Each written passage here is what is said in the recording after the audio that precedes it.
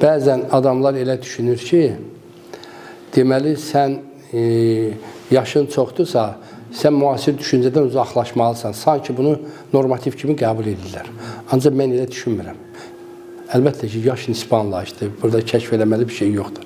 Amma mən düşünürəm ki, xüsusilə bu fikrim tək həm mənim yaşdakı insanlara aiddir, həyat görmüş, arxada illər ötürmüş, arxadakı illərinə hörməti olan adamlara daha çox aiddir, eyni zamanda gənclərə aiddir. Nədir?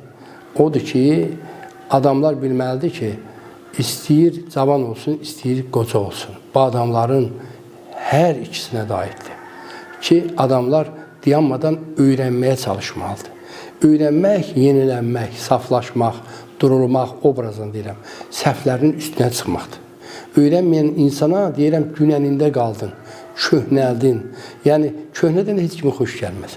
Ona görə istəyirsən cavan ol, istəyirsən qoca ol, dəyişmək üçün, yenilənmək üçün, saflaşmaq üçün, səhvlərin üstünə çıxmaq üçün mütləq öyrənməlisən.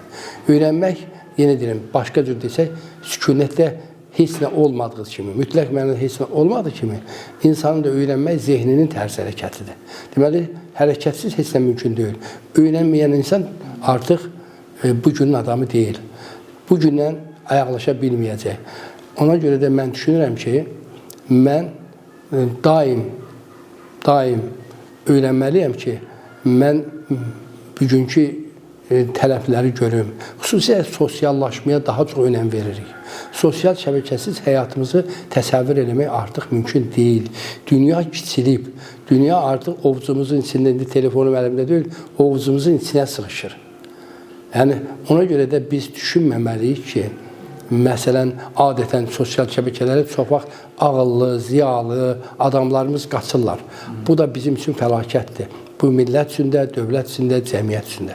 Mən istəyərdim ki, elə daha çox ağıllı adamlarımız, bir həyat yolu keçmiş insanlarımız öz həyat təcrübələri ilə və bilikləri ilə, illəri ilə bu sosial şəbəkələrdəki xidmətləri ilə cəmiyyətə daha böyük töhfə verərlər.